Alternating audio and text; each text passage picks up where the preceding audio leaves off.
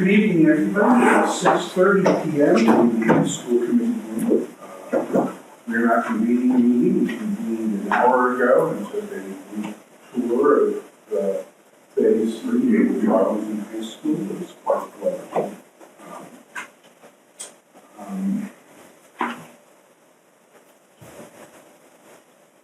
We will begin with public comment. Alex Alexiou. Oh, let me leave you public comment. Statement first. Individuals or group representatives may address the committee on items of school business. The length of the public participation segment, comment segment should be no more than 20 minutes. Speakers must identify themselves by name and address and be allowed up to 3 minutes to present the material. The chairperson may review speaking time between and or may permit extensions of time.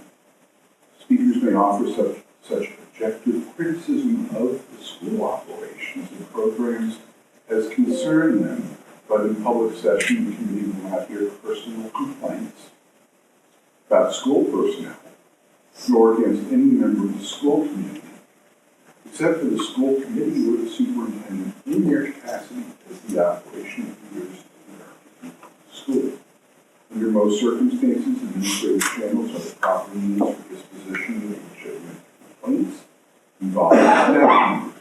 The public is reminded that the school committee does not hold jurisdiction over school personnel other than the superintendent. First person on the list is Alex Alexiou. Please come up to the microphone. Doesn't matter which one? It doesn't matter. Thank you, everyone. My name is Alex Alexiou. I live at 71 Medford Street with my wife and 2 daughters. One of them is a second grader at Thompson, and the other is going to be in kindergarten there next year. This is the first time I've ever spoken in a public forum such as this. I feel motivated to do so because of concerns I have about the math curriculum in the district. I'd like to encourage the district to consider ways to expand access to advanced math education at all grade levels. My reasons for saying this, so Alara, my older child, she's had a great experience at Thompson, but starting this past fall, she began to say she was bored at school, especially when it came to math. It turned out that at least 3 other children in her classroom felt the same way, potentially more, representing almost 20% of the class. They've been clamoring to learn more multiplication and division, and they feel frustrated when they're told they can't do this yet. And this isn't an outlier. I've had several other parents I know in other classes and grades who also heard similar things from their children.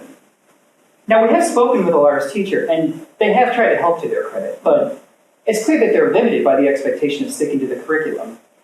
And this is causing a significant gap between the needs of many of our children versus what is currently offered. And it likely explains why more than 20% of Arlington students are now attending extracurricular math enrichment, such as the Russian School of Math. So 20% of our children are not being challenged appropriately, and yet only 3% of them are being allowed to take the most advanced math track in 6th grade.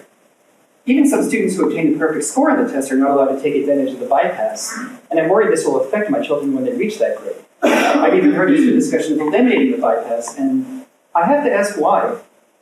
Given these numbers, we should be expanding the number of children who can take advantage of the bypass. Removing opportunities such as this forces parents to pay for the extra education their children desire. And what happens to the children whose parents can't afford to do this? Equity in education is something that I also support, and closing off advanced math to almost all but the wealthiest families is in direct opposition to this goal. Finally, let me highlight a particular point of comparison. So Arlington High School fields several sports teams at different levels, such as JV and varsity. And they do this because they understand that student athletes have different levels of ability and that it's important to challenge them if they are to reach their full potential. This is something that's important for developing our bodies, but it's also true for developing our minds, as I would argue all of us understand.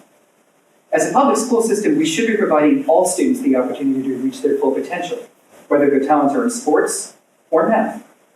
So, in conclusion, given how unlikely it is that my children will ever be professional athletes, and believe me, my Little League coaches would strongly agree with that, I argue that student mathematicians deserve the same opportunities to learn, grow, and thrive as our student athletes.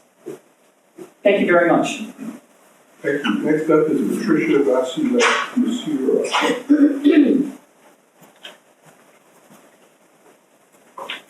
Hello, Patricia Lizzo, 18 Stevens Street, Arlington.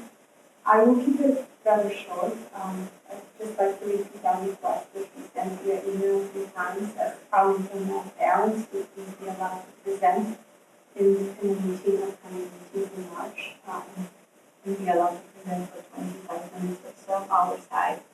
We have been trying to work with the administration, but I think it's not just moving fast enough. I don't think we had the chance to have our feedback here as a group. We've had a chance to public comments, but that's not enough to present the comprehensive perspective. Thank you. Thank you.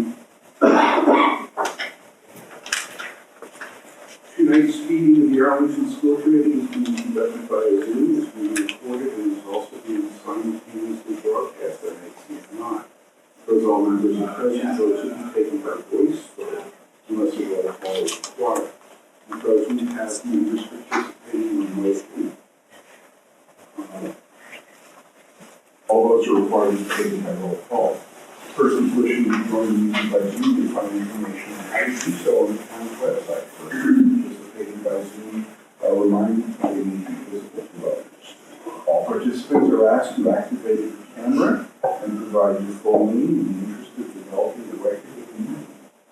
All participants are advised to continue listening and not provide comment, and those persons are not required to identify themselves.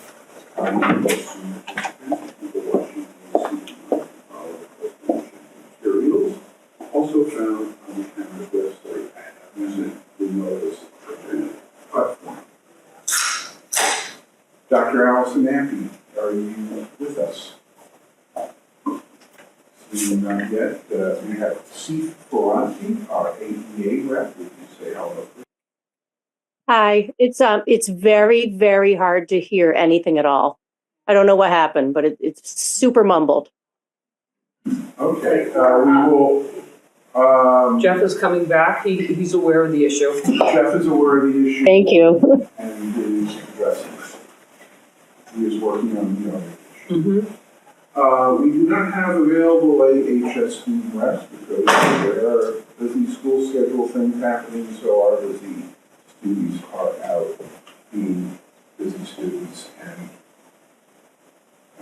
that's a wonderful thing. We're now coming to policies before us. We have discussion and possible vote. This is actually the first reading for policy EDH, policy JC, policy JC-E, and policy K.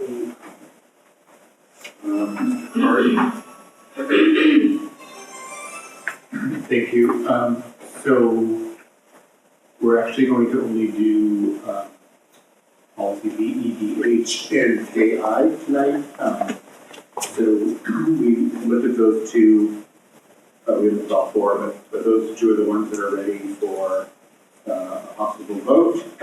BEDH is our public speaking policy with additional wording from the MASC policy to clarify the guidelines, and KI is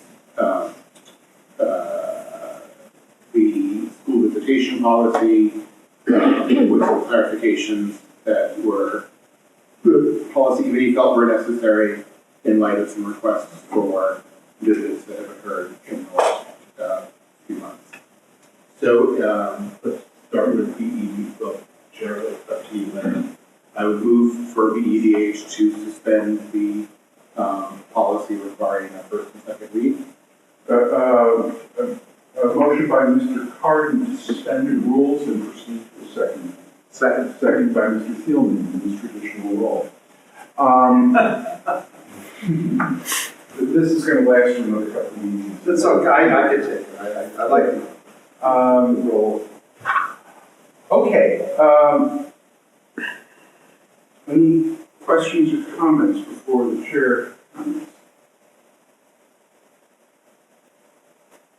The chair would request a motion to delete on the last paragraph, in paragraph 10, delete the last sentence, which states persons wishing to present audio visual materials as part of the public comment shall contact the administrative secretary with sufficient advance notice to accommodate such request, subject to the discretion of the chairperson.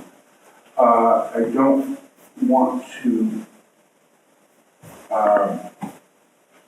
indicate that this is really something that you would do, public comment.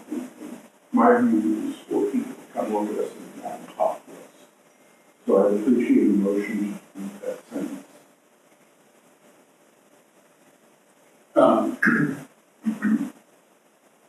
So that's fine, I think we're in the middle of a motion to suspend the rules. Oh, we need to suspend the rules yet? Yeah. Okay. Okay.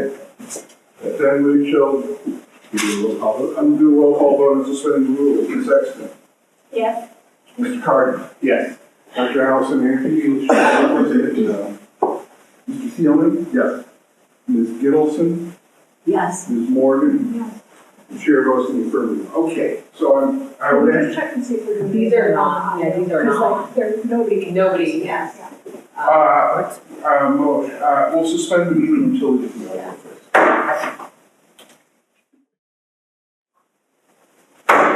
Okay, let's go back to work here. Let me just summarize what happened just before we started to fix the audio.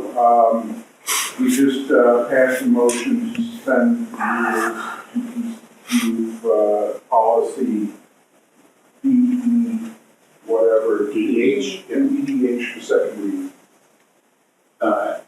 So I move that the policy be adopted as shown with the additional change to delete paragraph number 10. Or the last sentence in paragraph 10. There's two sentences. Okay, the last sentence, paragraph 10. Yes. Also, there's one discrepancy in the policy, the areas they were public participation, the word should be public comment, so that's just an administrative correction. Yeah. Okay, the policy is before us. Any comments or discussion on the policy? Hearing none, we'll do it. Actually, Kirsty's not with us tonight, will not be with us, so we can do those votes. So all in favor of approving this policy, say aye. Aye. Opposed? That's unanimous vote. And the other one we're going to do is Policy KI, visitors to the school. policy KI. That we suspend the policy regarding the need for first and second read. Motion to suspend the rules and go to second. Mr. Thielman. Second. Second. I don't know if the sound is actually better. We don't know if the sound is better. Maybe get a little closer to the mic. I will move the mic. Why can't they? That's all for the board, so. No, it's not working. It's not working. No, it's not working. She could see us, but they couldn't actually hear us. No. Because, so she said, yes, I can see you. But dead silent now, she says. Dead silent. So we suspend again? Do we? You really? Ladies and gentlemen, here we go. God, what a disaster. Oh, no. Sorry. Okay. I think we're back in business. Just as a point for friends who are watching either online or on ACMi, apparently we have a crashed server, which is impeding the sound coming out of this room, so we only have 4 working microphones. So we're going to be moving around to get our business done tonight. We are now in the middle of policies. We adopted policy DEDH. Did we vote to suspend on KI? Yes, we did. Yes. So we're now in the middle of discussing policy KI. Mr. Carden. Thank you. So policy KI is the school visitors policy. I move adoption of the policy as modified. Motion by Mr. Carden, second by Mr. Thielman. Any further comments or discussion with regard to policy KI? Hearing none, we'll take a voice vote. All in favor? Aye. Aye. Opposed? That's a 6-0 vote. It is approved. Thank you. Thank you. We now go on to first read of the calendar. Oh, go ahead. If you want anybody to hear you, yeah. I just haven't heard anyone on Zoom talk yet before I leave. Yeah. There's a loud siren right now. Like, it's all systems we hear. So I think you guys should just keep going, but we cannot hear you That all. broke it, Jeff. That broke it. So I've either got an echo in my ear of myself. No, I changed something here. She said all she can hear is a siren. Beeps and sirens. It sounds like robots. Yeah, it's like the old-fashioned modem sound. It stopped. Okay, we're good. Okay. Well, can you hear us, Wes? Yes, that's perfect. Okay. Hearing that, let's move on. Okay, Ms. Exton. so this is a first read, just, I want to make sure, for the other two, JCE and JC. Yeah. It's not even a first read? We did the first read last meeting. Yeah. But We they're did the not. First read. This is technically a first read on these. Because they were brought forward under subcommittee Okay. report. So But are they they- are first reads. Okay, Yes. but they're not coming back next time for a second read, you're going to do more work on them? Correct. Okay, so because I was just, there's a gap of X number of days, weeks with, and, Probably not even ready. okay. Okay. All right, thanks. Well, it's sitting there and people will know that it's coming up, and so that when the subcommittee brings it back, we can go straight to second read. That one's off. That one's off? Oh. Well, I know that's, that one's working. They're probably picking you up off of this one. oh, okay.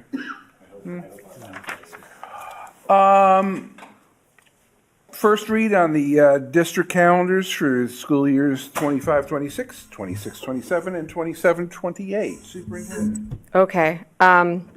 Ms. Diggins has worked extensively also with Dr. Ford Walker on getting all of the dates on this correct and aligned with our collective bargaining agreements. We want to do first read, get any questions, comments, feedback from folks so that we can adjust the calendars and bring back for a final approval and send them out to everybody so they can plan ahead. Ms. Diggins, anything you want me to share about the process for getting these together? There are different elementary conference dates because of the collective bargaining agreements, which now puts 2 elementary conferences in for families. Those are not final yet, we're still working together. Yep. AEA to identify those dates. Okay, so are there draft dates on there? The Yeah. conference, Are the draft dates on there? the conference dates are based on the year prior. Oh, okay. It's very Oh, so similar. they're not on there yet. All right. There will be 2. The goal was to have one in the fall, shortly after screening. In November. Yep. And then to have another one in the spring, close to reporting periods. So those will be entered at a later date. You've adjusted the early release times. I'll have to repeat you, so why don't you tell me what to say? So, we have adjusted those to have a set of early release dates for K-5, where K-5 educators will be engaged in professional learning, and then those dates are different than 6 through 12. And part of that is because we want to make sure that our directors and our leaders who are leading the professional development are not leading sessions that are K through 12, but that they are more specific to grade bands. So Okay. we decided to shift the dates. Okay, so executive summary is there are different dates for early release for elementary PD departmental district-wide days, because elementary already has the Wednesday days. And their PD will be on different days, not all district days, than secondary, in order to facilitate having enough facilitators, because our directors do a lot of the facilitation of that professional development. So there's been some adjustments to how we're doing the early release times. Okay, that is our first read on the calendar. You Yeah, probably have some questions. Ms. Gittleson. Do I have to move? Yeah. We can all line up at the microphone, you know. Folks could come sit up here, so That it's won't easier work. to. These ones work too? No. No. You gotta come over here. I am looking at 2027, 2028, because that's the first one that opened up. What does C mean? There's 3 of them in November. Yeah, conference. But there's also one in June. That's why I was confused. Yeah, that's the preschool. Okay. I don't see that in the legend. I might be missing it, but Preschool conferences are December 7th. no, but I don't see like a C means. It's up in that header, but we could put the little C with the white behind it. It's like, it's a C equals conferences. Okay. But it probably isn't intuitive that like the little C. Yeah, I'm still not seeing it. Look at but- right here, Laura, this right here. Conferences in the upper, Oh, okay. all right, it's the key. Okay. Got it. This is fun. This is really great. Okay, can I ask my question now? Is that all right? Yes. Perfect. So were any of these years ones where per the agreement, we could have availed ourselves of the pre-Labor Day start and we didn't? Was it 20, because 27, 28, the last day with Hold on. snow is the 20. I think it might be, no, it's not next, wait. It might be next year that we can do that. No. But chose not to. No, only when it's late. It's year 26, 27 that we can do that. Okay, but we didn't. I have not had a chance to talk to Ms. Diggins about it. I do know that we talked about this at one point, and my intention was to move us up. And that year looks like it's quite late right now. So my preference would be to move this up into that prior week. I believe that's the year. I need to go back and review the language, but if we were to that year, what I recall about the discussion is that an initial draft of this had that in there, had it bumped. This starts before Labor Day. The 26, 27 starts before Labor Day. Labor Day is the 7th. It starts the teachers before Labor Day. Right. And I think that's what the agreement says, is Yes. that that's all we can do. We can't start the kids before Labor Day. What The about agreement says 27, we can start 28? but we start the We teachers always before start Labor the Day now. teachers before Labor Day. We can start so So let me that go would be- review the language. I'm pretty sure we could start the kids before Labor Day. Correct. That year, 26, 27. And we knew that multiple years out when we agreed to that in the prior bargaining agreement, that we would be able to do that several years out. Assuming we agree to it in the Assuming we next agree to it. bargaining agreement that we would make, right? Yeah. Well, we don't have another one in between now and this. Do we? No, we don't. This We're does in start year the one. kids before We're in one, Okay. Yeah, we're Labor good. Day. 2, 3. So no. Okay.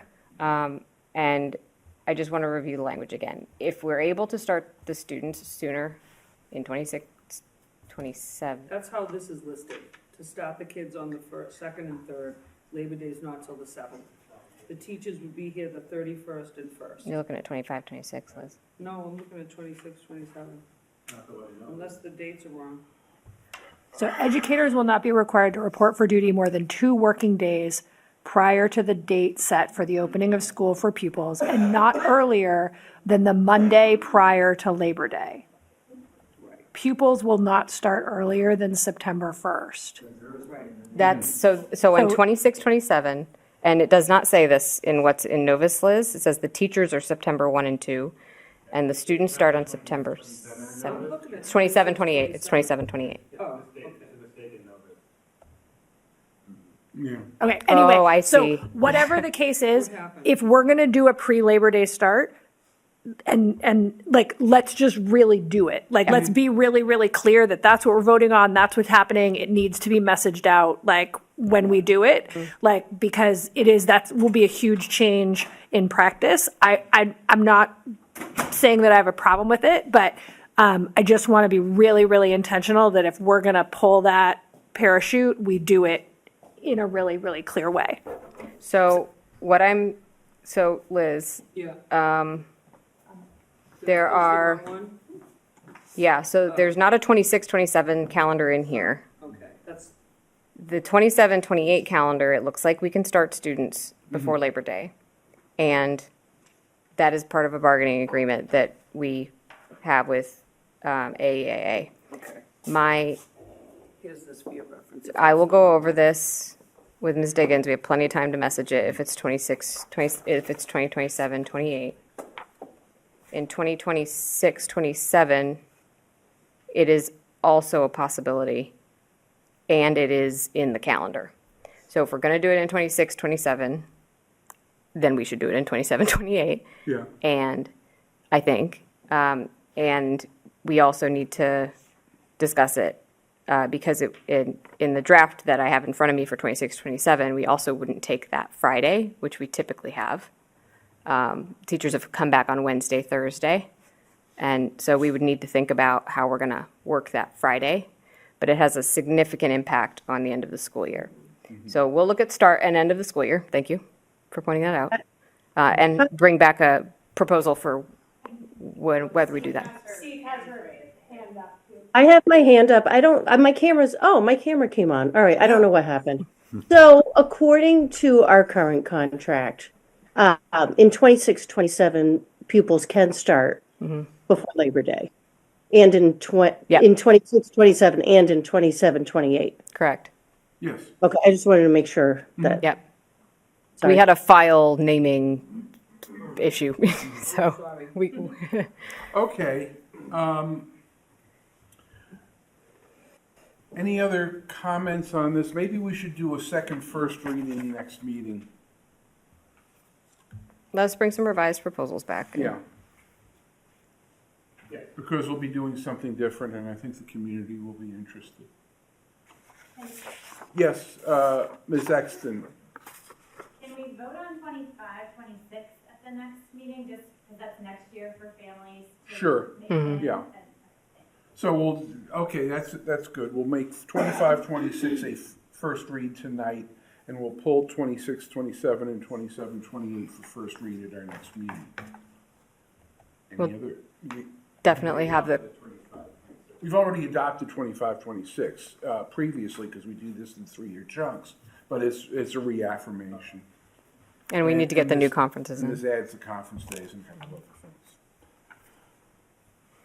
Okay. Competency determined, Dr. Homan. Okay, so there is a file in your materials in Novus about a chance to review a lot of what other school districts are doing. The vast majority of them are maintaining some version of a 10th grade standard for competency determination.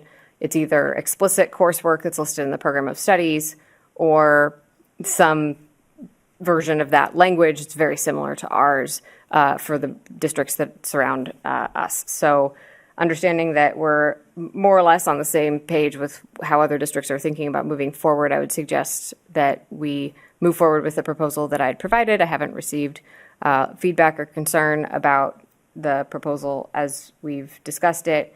And I think this gets us going so that the class of 25 knows what the expectations are, the upcoming class of seniors and students in the system, and also those who have already passed MCAS know what to expect.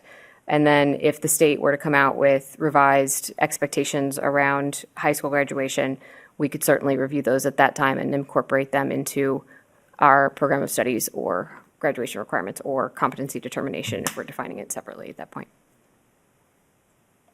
Comments from the committee? Seeing none, looking for a motion. So moved.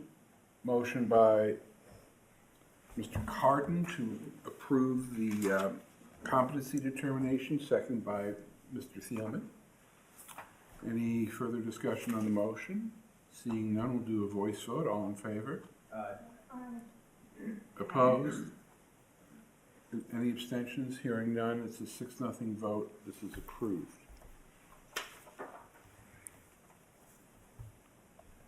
Now for the big item tonight, the superintendent's proposed budget for fiscal 26. Superintendent. All right. Good evening, everyone. I'm glad we can I'm glad people can finally hear us. And it is my privilege to present to you the FY26 proposed budget along with Mr. Gorski, who does or does not have a working microphone. I think I do. Sounds like you do. Okay, great. So I'm going to get us started, and then I will hand off to Mr. Gorski. And we will have a discussion, I imagine, about the proposals that are within the FY26 budget. I want to start, though, by telling you a little bit of a story, because there's one particular thing in this budget that means a lot to me as an educator and also as a human. If you've been in my office, you might have seen this placard on my wall. And what it says, because it's a little hard to read maybe, is whatever we decide, it needs to be something that we all agree to, that feels good and affirming to everyone, and that we want to and can participate in. And this is something that an educator said to me once at the end of a very contentious meeting about an elementary literacy rollout. Not here. We had a long meeting that involved a lot of people, and it was a lot of hard work. And it's hard work that we've done here in Arlington as well. This educator was a librarian. She was a librarian. Actually, she started her library career after changing her career at Pierce Elementary School in 2002. And she was there for 1 year.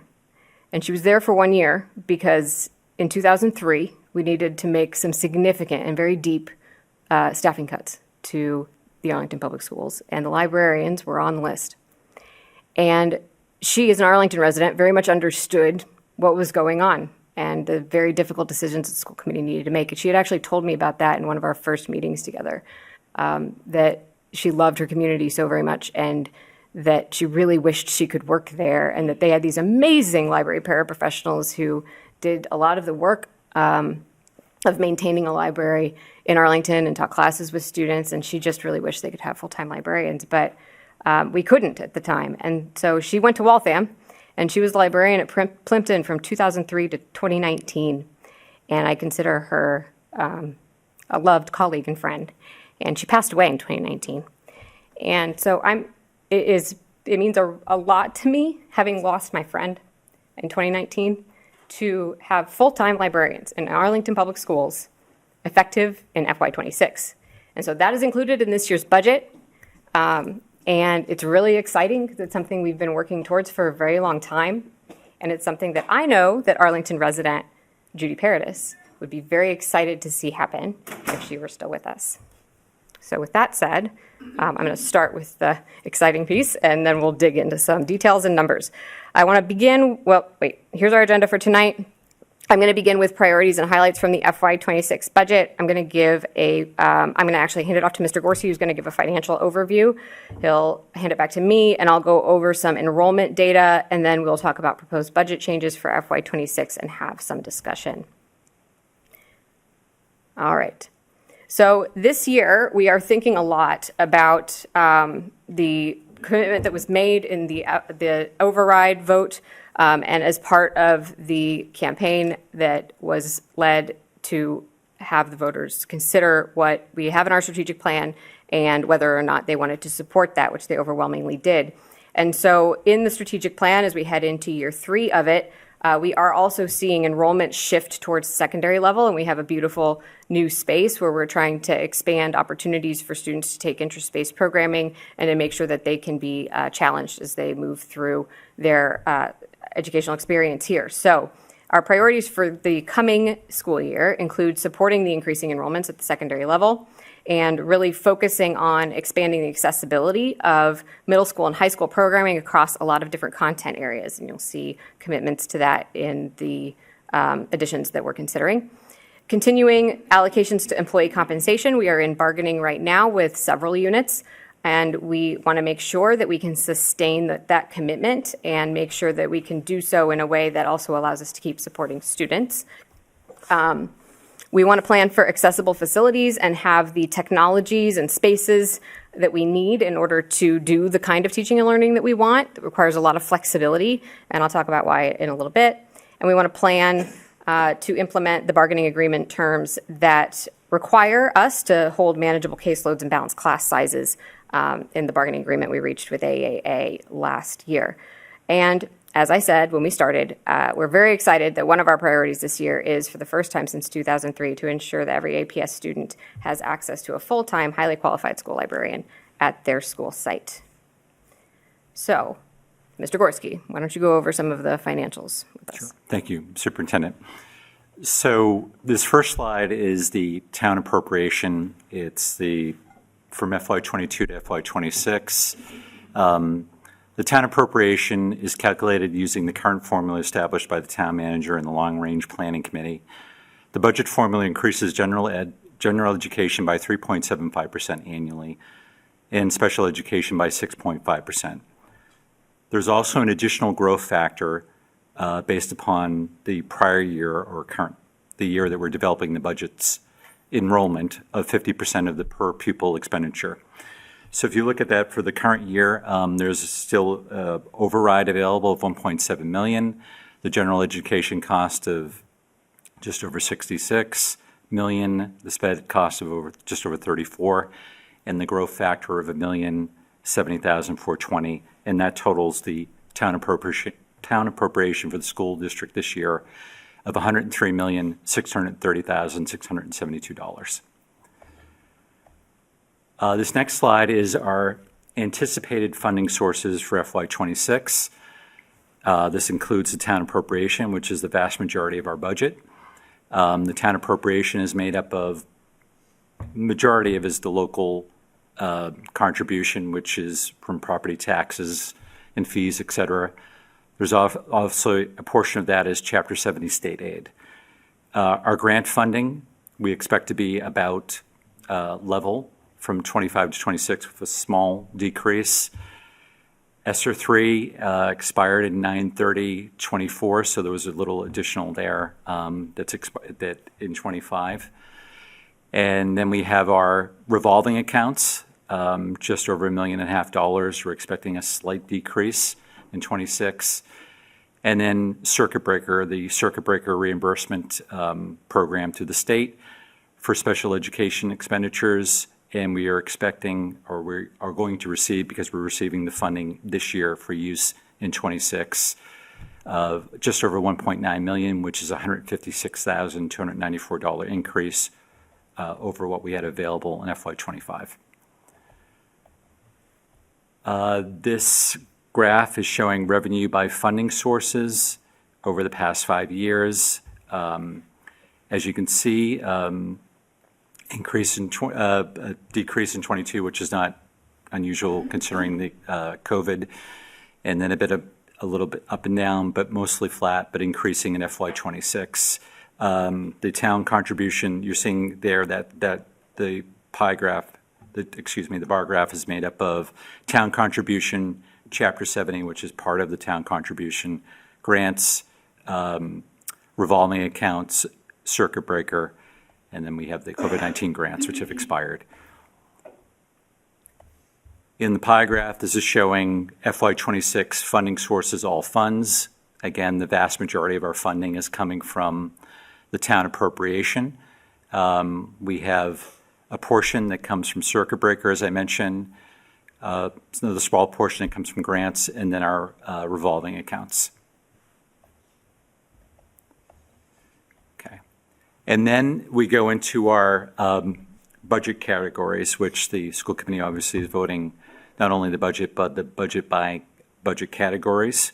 So we have our categories of special education, secondary education, other, which includes facilities, elementary education, curriculum and instruction, and administration. And you can see the changes over there, and the superintendent will discuss some of that. But as part of the developing this budget, there was an account code structure change that occurred last year. Part of this budget has been cleaning up items going forward, so you're going to see some changes in these budget categories, and one of those that may catch your eye is curriculum and instruction. In this case, it's because the salaries for coaches moved to for literacy coaches and math coaches actually were both under curriculum and instruction, and we reallocated them to the schools. But if you look back to FY24, that's where they were coded in FY24. So we're not quite having lived the 25 build. I'm not sure how that got placed back at curriculum and instruction, but now they're back allocated at the school level. And then this next graph is a display of the budget transfer categories. And as you can see from this, the vast majority of our funding is student-facing. So very small portion for admin, curriculum instruction, and the other categories I mentioned, which facilities falls under. But most of it is in SPED, secondary education, elementary education. And I'm going to turn it back over to the superintendent. Okay, so this is a graph that we're all familiar with. It's probably going to undergo some pretty significant revisions quite soon because we will be working with a vendor to develop some new projections. So we'll be able to look out forward much further than these projections allow us to. But what you see here are the enrollment trend from FY18 through FY25, along with the projections that we have available. The orange line is the McKibben projection, and we have steadily climbed back up towards it and closed the gap with that projection since the decrease in enrollment during the pandemic. So we're actually right back at where we were going to be in FY25 now. And the increase in enrollment is something I'll talk about a little bit more. I think we have several reasons why. The basketball game happening right now in the gym might be part of that, but we think that there might also be some other reasons why we're seeing that increase in programming. We want to make sure that we get some projections for the next many years that will give us a reliable idea of what the trends are going to be, because we're seeing strains in areas that these projections hadn't necessarily predicted when they were done a while back. So the projections that are these lower lines are ones that we did in FY22 that simply have not proved true. So we won't be working with those same folks to develop the next set of projections, and we're optimistic that we'll have some new information to share with the committee soon. But the thing to take away here is that enrollment is increasing, and that we had a pretty significant jump heading into, we had a pretty significant jump over the course of the FY25 enrollment period, and we're anticipating that a lot of that will sustain itself into FY26. I also want to reinforce the fact that our enrollment has shifted from a significant increase really across levels, but it was really substantial at the elementary level to some increasing quickly secondary enrollments. Our retention rate from 8th grade to 9th grade has improved. Our secondary schools need specially licensed teachers in particular content areas in order to be able to maintain balanced class sizes and have schedules that are going to support all of our students. And so what you can see here is that we sort of tipped from having more elementary school students to having more secondary school students between the FY22 and FY23 years. And that enrollment trend for secondary continues to go up, while elementary is a little bit, it's got a little bit of a downward slope to it. I also want to share some of the enrollment trends with regards to the students who we have in our schools. We are a more diverse school system than we were 5 years ago. That is true in terms of ethnic and racial and language identities. It is also true for our focal group populations that we've identified. So we have more students who are high needs. We've gone from 26.5 to 29.6 over the past 5 years. We have more students who identify as LGBTQIA+, who come to us speaking a language other than English, who have IEPs, who identify as whose parents or family may be income insecure. So we are seeing a lot of very diverse needs in our school system. That is a strength. It also requires us to have more flexibility in scheduling and staffing so that we can respond to and be able to celebrate that strength with our students. So I also want to share a little bit about, and I haven't shared this in the past, but we were able to gather data about the choices that families make. And for some families it's a choice, and for some families it's not necessarily. But families do sometimes make the decision not to send their students to the public schools. And so the state does collect data on this, and we wanted to take a look and see what has the trend been, because we've seen some enrollment trends that weren't necessarily forecast, and we've caught back up with that McKibben projection. And what we have found is that in FY22, about 87% of families, and if you look back a little further, that number goes down to about 85% of families were choosing the Arlington Public Schools or sending their students to Arlington Public Schools, while about 15% were sending their students to other options. And sometimes that has to do with what the student needs. They might be going to a collaborative or an out of district. It might be a placement that we've recommended and that we're supporting. or it could be because they've chosen private or charter. So what this is showing is students who came to APS, and then students who chose any other options down at the bottom, and then some of those other options are here in the middle. It was about 87% in FY22. In FY25, 90% of Arlington's families are sending their students to the Arlington Public Schools. And so that shift in percentage could mean that we're seeing an increase that doesn't necessarily match the projection, because the projection is not going to capture this particular thinking for families. They're not typically asking questions about that. They're looking more at demography. And so we're pleased that families are coming to the Arlington Public Schools. And it is going to mean increased needs potentially and enrollment at some of our schools. Okay, I'm going to hand it back to Mr. Gorski to talk about high-level financial adjustments for FY26, and then I'll talk through the specific recommendations for additions and efficiencies. Go ahead. So the next two slides are the proposed budget summary. From the top down here, we have, as mentioned, the town appropriation for FY26 of $103,630,672. That is $7,109,424 higher than FY25. Below that is a summary of budget changes. First, starting with staffing, we have total salaries in FY26 of just over $89 million. That's an increase of $5,510,436 over FY25. For the operations side of the budget, we have a total proposed budget of $14,621,872, and that is an increase of $1,598,988 over FY25. On this next slide, this is a breakdown at the higher level of those changes. So on the operational side, we have our out-of-district tuition and transportation.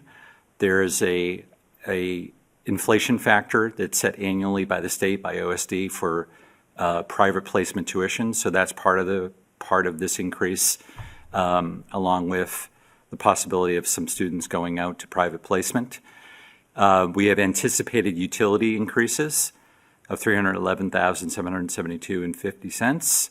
That number comes from Talia Fox, who is the sustainability manager for the town.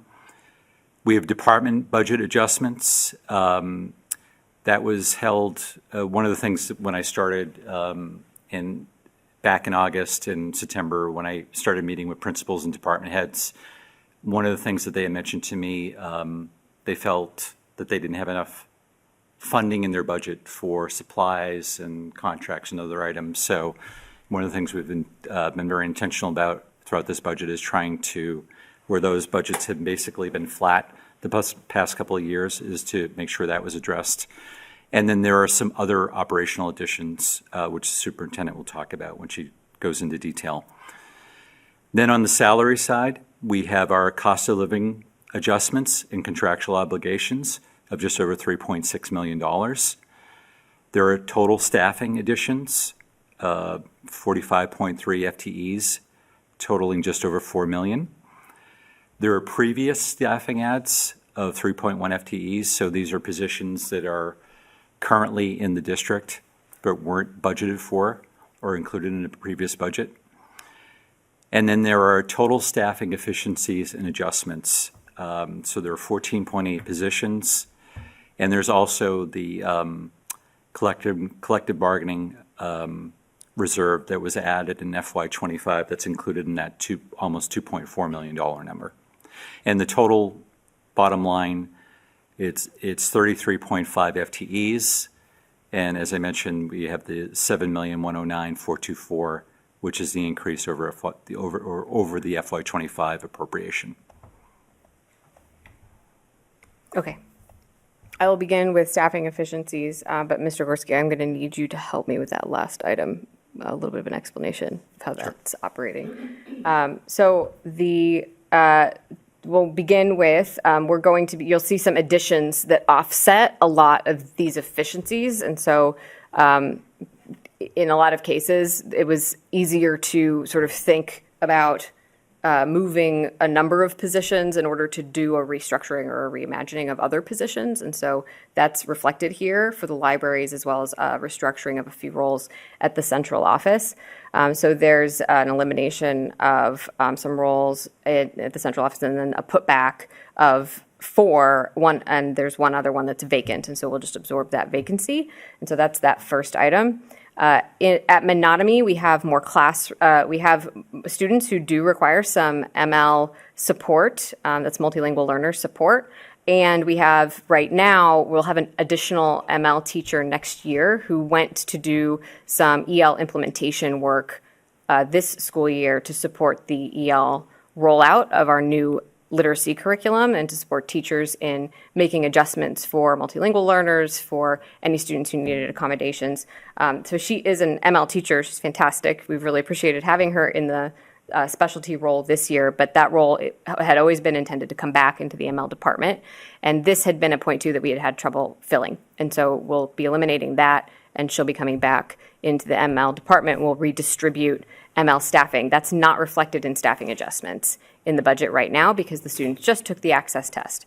And so once we get results back, we will take a look at that, decide how to allocate the ML staff, but we're confident we'll have the resources to do so, given that we have one of those teachers heading back into her role as an ML teacher this year. At the library level, this looks like a large cut. I promise it's coming back in the form of an ad that has an increased funding. It resets all of the FTEs K-8 because we're not sure who will go into the full-time positions at which school as we post what is a 3.0 increase to libraries as we head into FY26.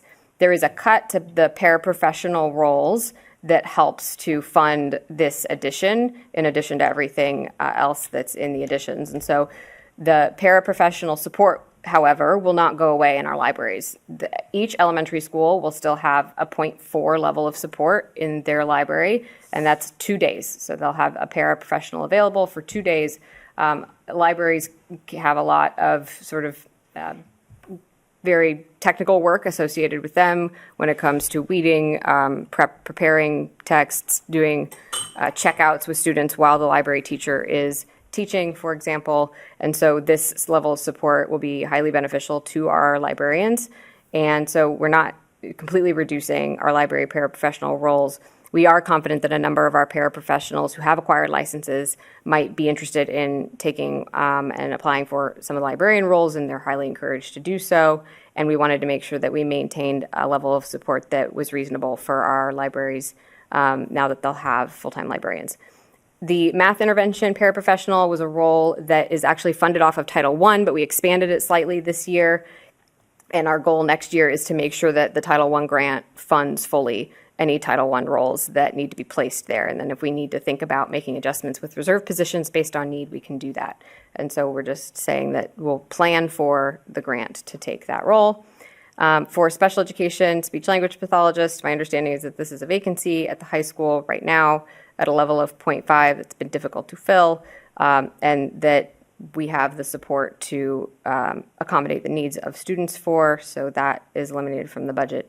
And the collective bargaining reserve, Mr. Orski will explain how that's operating, because it created some challenges in budgeting this year because of how it operated in the bottom line, because it wasn't actually integrated into the COLAs when we calculated the COLA number, but you can probably explain this better. Sure. So there was a collective, and I'm sure that obviously the school committee would be aware of this as well when you voted the FY25 budget, but there was this 1.25 million that was set aside for collective bargaining reserve at the time. I'm sure it was, there was obviously the adjustments that occurred as part of the override to address teacher salaries. This is reflecting us. We have the reserve amount set aside in the current year's budget to address any deficits in teaching accounts. For us to actually make the numbers work in FY26, we need to pull this out. It's not a cut in the sense that we are reducing funding for FY26 going forward, but this was set aside in particular for FY25 and the adjustments that were made for teacher salaries. We can talk more about that if folks have questions. Okay, so I am not going to talk about each one of these separately. I will try to give some broad strokes for each school and level about what it is we're focused on. And I'm happy to dig into details during Q&A, but I want to protect time for that. So at Arlington High School, our priorities and what you'll see in some of these additions is to make sure that comprehensively the school has more resources to add sections. So we're not specifying department with the sections because we want to see how the course selection pans out and then make some decisions about where those FTEs would land. But we definitely need more sections and more ability to give students the opportunity to choose what it is they want to take where they can choose and to have reasonable class sizes in core content areas where those courses are required. In order for us to be able to operate smoothly and provide teachers with the support that they need in a high school of 1,600 plus students, actually headed towards 1,700 next year, we would like to add administrative support and counseling support as well. We would like to add a media teacher, likely to work very closely with our partners at ACMi and have a class dedicated to the Spy Pondercast and broadcasting work that has been done in the past extracurricularly, and who might also be able to take on some extracurricular work for students who can't take the class in the program of studies. But we have the facilities to support this and students who are deeply interested in doing it, and a teacher who is very interested in leading the course as well. And so we would, of course, post it, but are including that. We have a lot of support, and I'll put AHS and OMS together here, for special education in this year's proposal, and also for some of the programming specific to the high school and the facilities at the high school. At the middle school level, we're focused on mathematics in a big way right now. We really want to think about how we're structuring math classes. We want to give teachers the support that they need to look at student work, to look at data, to think about their practice, to make sure students are feeling challenged, and to think about flexible ways that they can provide extension or intervention when necessary. And so a math coach shared between OMS and Gibbs would be an asset. It's something that we had, and the teachers have said they're really looking to have back. We hadn't had a model for that. So one of the things we'll need to do in order to do this well is to make sure that we have a clear sense of what the math coach's role is and what spaces they're doing that work with teachers in. But we're looking forward to having that resource available as well. As with the dean, at the high school level, increasing enrollments at the middle level have put a significant strain on leadership's ability to make sure that teachers are getting actionable feedback, are being supported with whatever it is that they need, and that their time is being protected to really focus on students and their learning. And so the dean, as well as a couple of administrative additions at the middle level, are the reasons for these adds. The middle level requires a little bit more explanation. We have had a special education coordinator that has been shared between the two middle schools for a long time. And we have found that something about that role, the complexity of that, has made it exceptionally difficult for us to sustain and retain educators in that position. While we've had a lot of very good retention in other special education leadership and other leadership positions, that one in particular has been a bit of a revolving door. And so we'd really like to correct for that. We're trying to think about how we can do that differently. So at OMS, you'll see a 0.5 special education coordinator. They currently have a 0.5. So this would make that 1.0. And the other 0.5 that's already at Gibbs is going to be paired with another role in at the bottom of the list. So that would post as a 0.5 assistant principal, 0.5 special education coordinator. And we would look for a whole 1.0 person to fill that role who has expertise in special education and an interest in school leadership. Those people certainly exist. And our hope would be that they could split some of their attention between oversight and leadership of the building with the full Gibbs administrative team and doing specifically special education support work with Gibbs at the 0.5 level, which is what Gibbs has now. We very carefully considered enrollment at the schools and caseload and the current caseload of current coordinators at Gibbs, OMS, and the high school, and at the elementary schools as well when developing this proposal. And we also didn't want to split somebody across unions, and we were concerned about a part-time administrative role filling. So this is the reason for this sort of creative addition of a 0.5.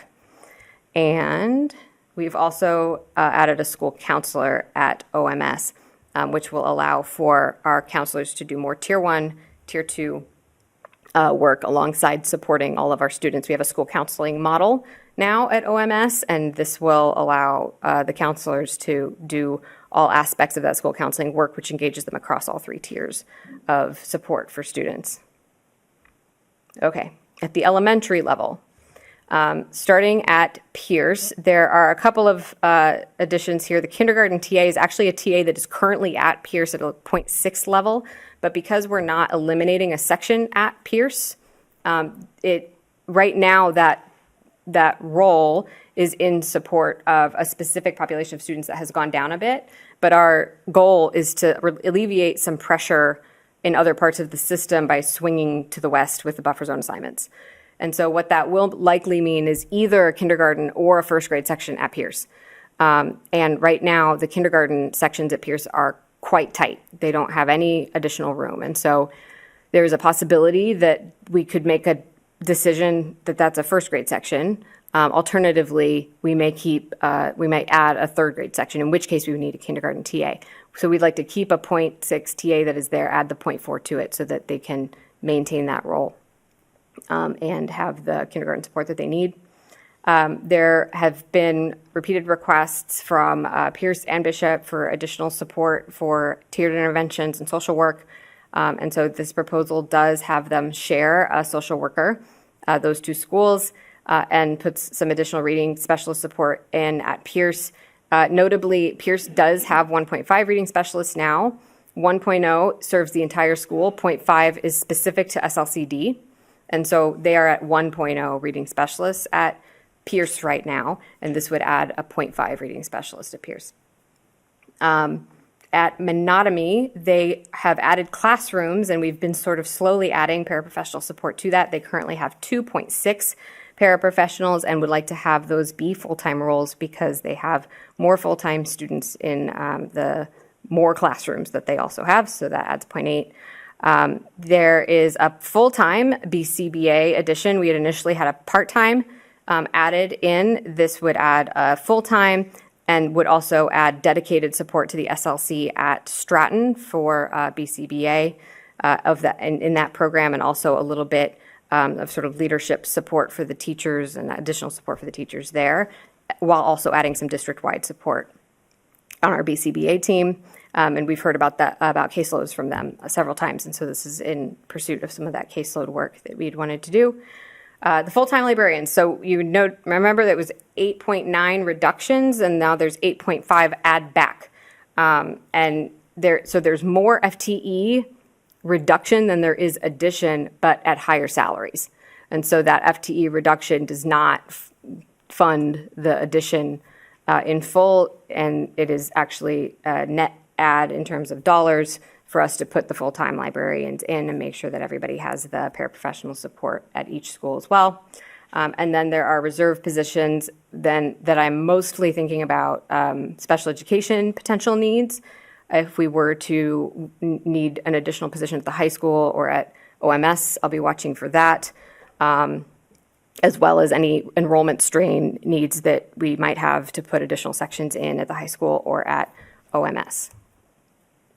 All right, continuing. We had talked about a shared role with engagement and Thompson School and potentially having a remote registration site at Thompson, like sort of a remote welcome center. What we've decided to do because of the population strains at Thompson is have 2 school administrative assistants at that school. And so there's a proposal to add a 1.0 administrative assistant. There's the additional kindergarten section at Hardy, as well as some adjustments to some part-time FTEs to have those FTEs become full-time. And there's an additional school bus driver because we are running a lot more routes now. We have had challenges filling some of our school bus driver roles, and so we're hopeful we'll be able to fill more of those and potentially have an additional one. They do a very impressive job keeping up, but they're very strained to do all of the routes that are asked for field trips and other such things. as well as the routes that they already have for Gibbs and our Boston students. There's the 4 add back for the central office restructuring and a couple of requests that we've been collaborating with the town on around cybersecurity and facilities. We currently have a sustainability coordinator in the district that we'd like to assign some tasks to, who we've integrated into family engagement team, and she does a lot of work out at our schools around sustainability and has a good relationship with DPW and our sustainability director on the town side as well. And so this would bring her up to, I believe, 0.8, that 0.11 addition. And the reserve positions are in there twice, so we can take that out. They shouldn't be calculating in there twice. I think we just copy pasted. Funny. Let's double check that. Yep. And then these last two, one is an operational ad technically, but it is sort of providing some support for educators or community members if they were interested to be a school-based family liaison. We have had this with our METCO program and have really appreciated the work that that liaison does. And upon reflecting on our options, the director of communications family engagement said I'd actually really rather have work directly with the principals for them to find a liaison that would work with them to engage with families around any issues that were coming up, chronic absenteeism, challenges that students were having at school, so that we could have people more flexibly available. So that's what that is. And then the food service breakfast is just putting dollars back into the budget that had been in the budget and had been taken out in FY 24 and 25, I think. That really cover sort of coverage when we need additional coverage of the breakfast program. It is usually covered by TA time. This also supports lunch monitors. So we had been charging those largely to food service. What that does, if we charge it to food service in perpetuity, is deplete whatever fund they have. They had a little bit of additional revenue during the pandemic period because we had some reimbursements from the federal and state, and we had more students doing school lunch. And so we had used that to sort of get the breakfast program off the ground, but it's not budgeted and it's not sustainable for them to maintain that. So we need to pull lunch monitors and breakfast oversight that requires any additional funding back onto the schools. These additions were not specified in the FY25 budget for reasons that I'm honestly not sure of, but we did a lot of reconciliation in the build of this budget. We went through every single staff member in the school system, one by one pretty much, and made sure that they were coded correctly, that they were staffed correctly, and we found several that weren't budgeted but were here. Mm-hmm. And so we want to make sure that they're budgeted, and here's who they are. One is a nurse at the high school. We have 3 nurses at the high school. We've had 3 nurses at the high school since 2021. But we only had 2 in the budget in FY25.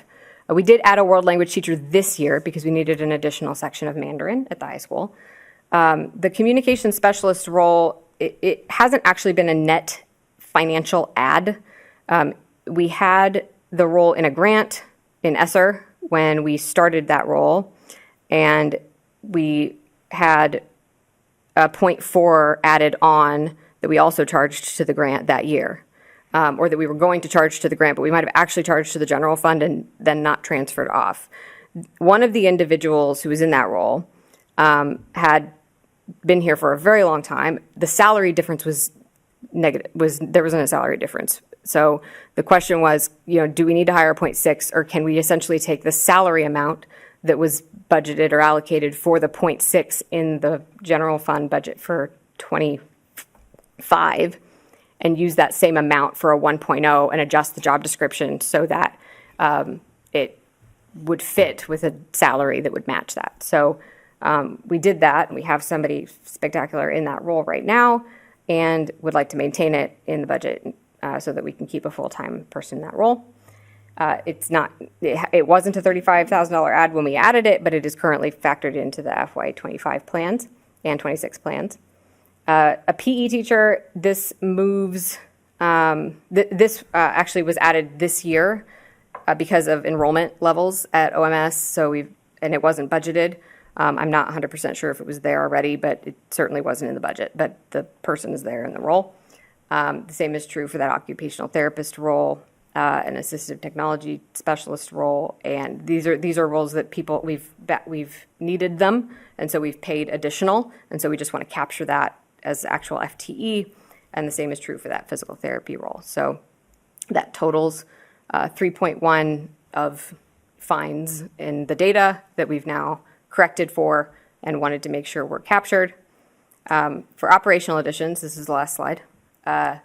We have added $15,000 for athletic coaching, and that will allow us to hire assistant directors, and should the interest be there, add any freshman teams that we might want to add for any sports that might have a group coming up. We've heard about that from a couple of community members, and this allows for assistant directors in sports like basketball, I know hockey was on the list, golf, and wrestling, that have not had assistant directors and have boomed in popularity especially since we have eliminated user fees.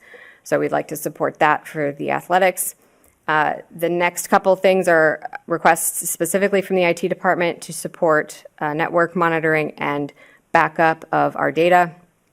We have added $50,000 to the science department curriculum supplies. This is because the price of things for like dissection, for example, I've learned that buying pigs is getting a lot harder to do these days for students to dissect, and they're very, very expensive. So the science director has said, we're not going to be able to keep doing this. Students have actually shared specimens in spaces where they wouldn't have previously, and so we want to support their ability to have that kind of experience in science class. And a lot of the chemicals have become exceptionally expensive of late, and so that is a significant addition to the science department budget. We're supporting the cartwheel care contract at $38,000 because a grant's going to support the other portion for us to maintain the same level of service or potentially expand it if necessary. We're incorporating Zoom at a reduced level. It hasn't actually been integrated into the operating budget. We had been funding it off of grants throughout the pandemic. This is not the level of subscription we had in the past. It's reducing it to a certain number of licenses so that those who really benefit from using Zoom will be able to do so. In particular, there are certain roles that just doesn't meet our criteria because it takes a lot of bandwidth. And so we'd really like to be able to maintain that at a potentially reduced level. We have added a postage meter that used to be on the town side. We would send postage to town hall. We have our own postage meter here at central office now, and need to make sure that we're funding it so that when we do mail things, we mail fewer things now, but we can do so. And then we have a couple of allocations for student devices to offset what have not been, we have more students, so we have more need for devices and for refreshing some of the devices. We do have an allocation for this in the capital plan for next year, and it is not going to fully fund what we need. And we've heard from AEA and teachers many, many, many times that they would really like paraprofessionals, particularly in SSP roles, who are collecting data and providing that support for the teacher with students, specifically in SLC sort of settings with paraprofessional device. And so we've incorporated, that will not cover devices for every single paraprofessional, but it will get us started, and then we can start to think about and work with the town on what it is we want to integrate and incorporate into our budget and what it is that remains capital expense. So from here, we discuss all of that, which was a lot, and then we will have another meeting on March 13th for a public hearing, another one on March 20th as a tentative date for the school committee to vote, and then we will go talk to the finance committee in March, and then we will go see town meeting in April. I'm happy to take any questions. Mr. Carden, why don't you? It's just a quick question, I'll shout. I'll Do you repeat. think it's 6 reserve positions or 3? It's 3. Why do people think it's 6? I've gotten this question twice today. Yeah. Okay. Is it calculating twice? Yes. In the 45.3 position. Okay.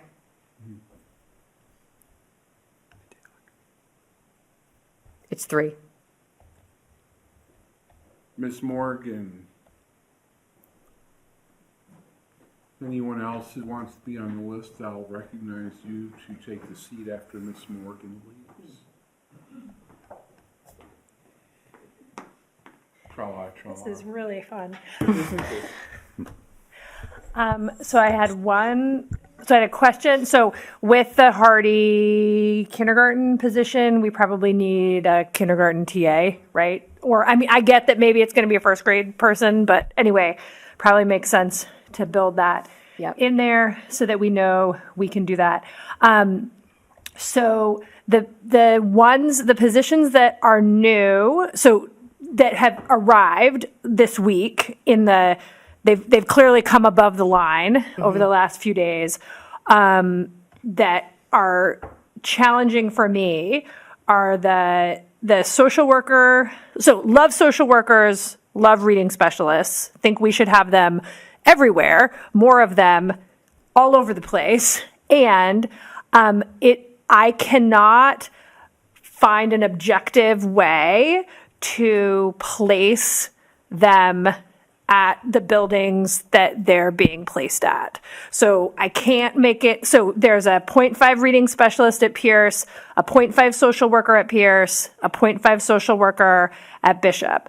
And so for me, what I need something that says there's either a ratio of student need, of just actual student humans, of caseloads, of something, of achievement scores that necessitate additional reading support, anything that can help me understand why we're putting these resources there and we're not, so either why we're putting the resources there and not putting them someplace else, or why, if we're putting resources at Pierce and Bishop, why we aren't also allocating resources to the other schools.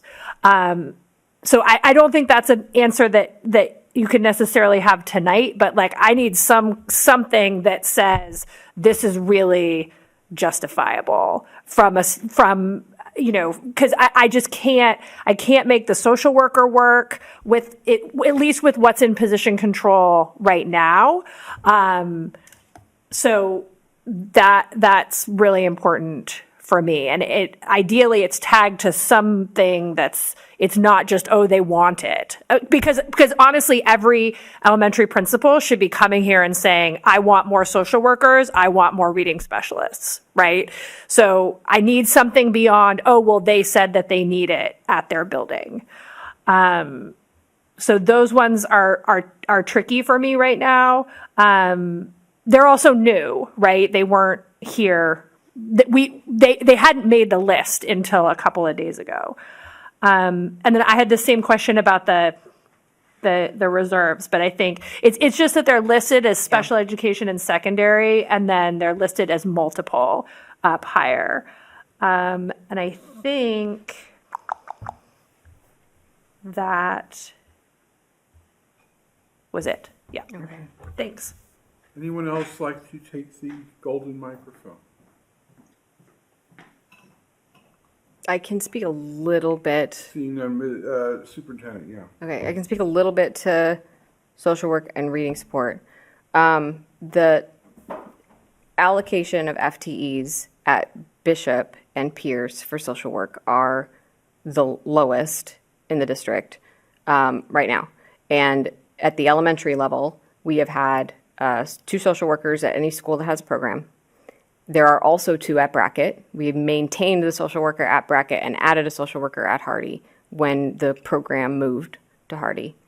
And one of the things, it wasn't an explicit request from Pierce this year because the reading specialist was what they chose to highlight and prioritize as an ask. However, there have been specific situations at the school where they have articulated a need for a different sort of social work support. Also, for social work in particular, there has been some indications from the state that first of all, that our METCO funding may continue to be level, which continues to be a cut because of increasing salaries. And we could consider absorption of some of the resources, which include social workers, from the METCO grant in order to be able to sustain some of the other services that are on the METCO grant so that we don't have to cut roles. If we were to do that, and one of the things we're also considering is whether it makes sense for the METCO grant, if it can support a social worker, for that to be a school social worker that has a specific focus on schools that have the program in it. And so one of the reasons why we're taking a look at social work at those schools, they have historically had the program. Whether or not that role would stay there, or if we were to have more students, say at Dallin or at Brackett, which is something we're considering the enrollment shifts that we're trying to make, maybe it would go with that. So we want to take a look at ratios, and more to the point that Ms. Morgan is making, it has been a goal of mine for a very long time to have actual staffing ratios by some of these key roles for all of you that I can trust. The reconciliation we've done is going to provide us the ability to do that. We haven't done the analysis yet, though. And so I do think over the next couple of weeks, that's sort of the next priority, is to get that data together, share it with all of you, think about what our options are with some of these roles, and if we need to make some adjustments to do so. And hope, I think we only have 3 reserves, but perhaps we have more dollars there. We'll make sure that we get an answer to you about that very quickly.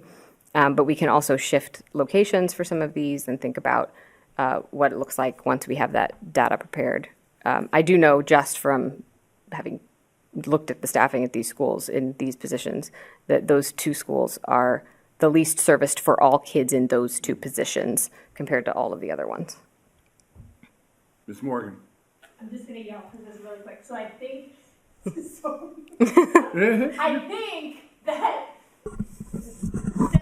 I think that the social worker positions in the position control document are not correct.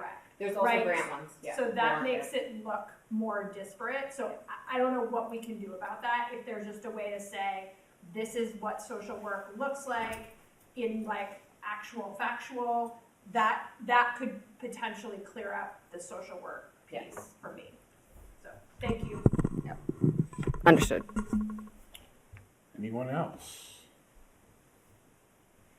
Seeing none, thank you, Superintendent, for the proposal for the fiscal 26 budget. We now move on to Superintendent's update. Okay. Give me one moment.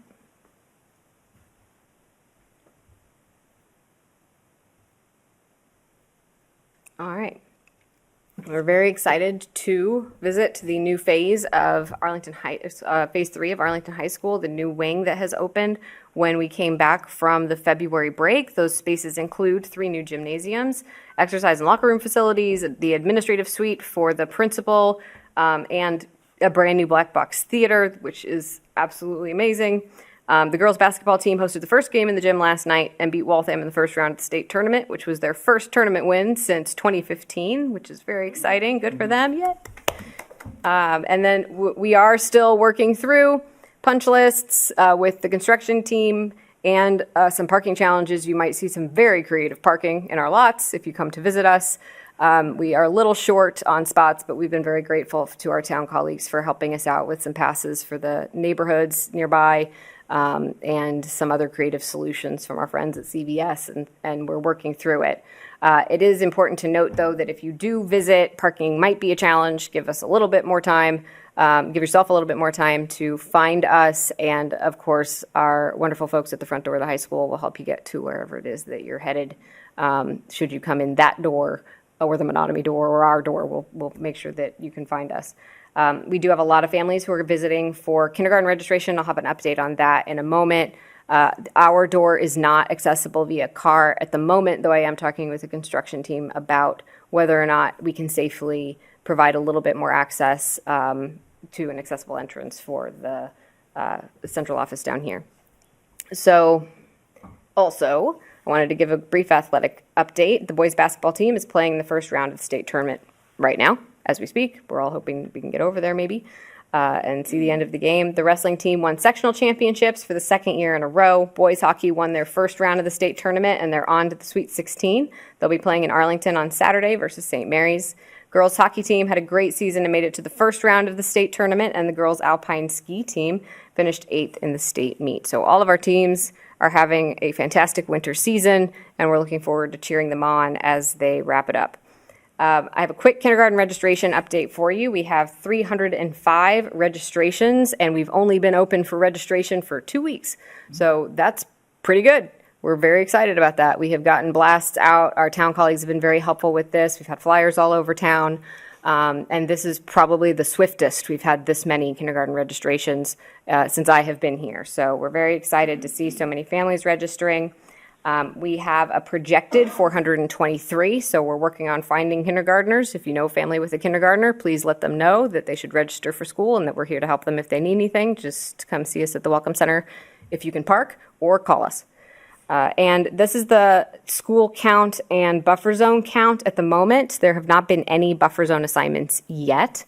And I'm watching pretty closely the Hardy-Thompson buffer zone, the Bishop-Thompson buffer zone, and then, of course, the Bishop and Hardy respective buffer zones. Hardy doesn't really have a lot because of the location of Spy Pond, but we're really thinking about how to make sure that Thompson kindergarten class sizes can go down, and over time, that school can experience some enrollment pressure support and alleviation. But that's where we're at right now with kindergarten registration, and your current FY25 enrollments from today are in the materials in Novus. I'm happy to take any questions. Questions from the committee? Seeing none, I guess the long walk is influential. We now move to the consent agenda. All items listed with an asterisk are considered to be routine and will be enacted by one motion. There will be no separate discussion of these items unless a member of the committee so requests, in which event this item will be considered in its normal sequence. Warrant 25192, dated February 19th, in the amount of $1,170,342.79. And the draft school committee meeting minutes of the meeting of February 13th, 2025. Motion to approve the consent agenda by Mr. Thielman, seconded by Mr. Carden. Voice vote, all in favor? Aye. Opposed? Abstentions? That's a unanimous 6-0 vote. Subcommittee liaison reports and announcements. Anyone from the Budget Committee have anything to add to tonight's discussion? Seeing none. Community Relations, Ms. Exton. Nothing to report. Curriculum, Instruction, Assessment, and Accountability, Ms. Morgan. No report. Facilities, Mr. Thielman. Can you come to the microphone? I think you've got stuff to say.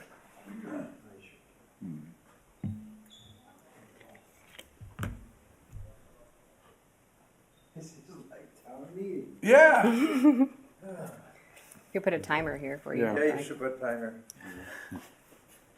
Okay. At least we don't make you stand. Yeah, that's okay. Jeff Thielman, Precinct 12. Yeah. So the Facility Subcommittee met on Tuesday afternoon, and we reviewed the tech and space plan.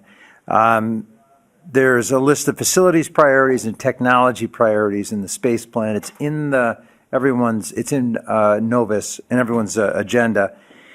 And we're asking folks to review it, and if you have any additional priorities or any comments and questions on the priorities, what we agreed to was that you could bring them to the attention of the superintendent at your earliest convenience. So our plan is to I printed out my notes, hang on. Share that with you tonight.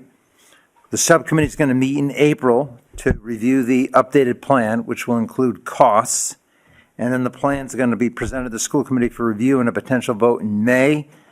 We might have the first meeting in May could be a first read, and the second meeting in May would be the final read and vote if we felt 2 readings was necessary. It's not necessary to approve a plan. Okay. Any questions? Questions or comments on facilities? So if you have questions about, so what the group wants is they want to make sure, the committee wants to make sure that they're not missing any priorities, and they don't get to the May meeting and people say, what about this priority? Very good. Policies and procedures, I guess we've taken care of most of that.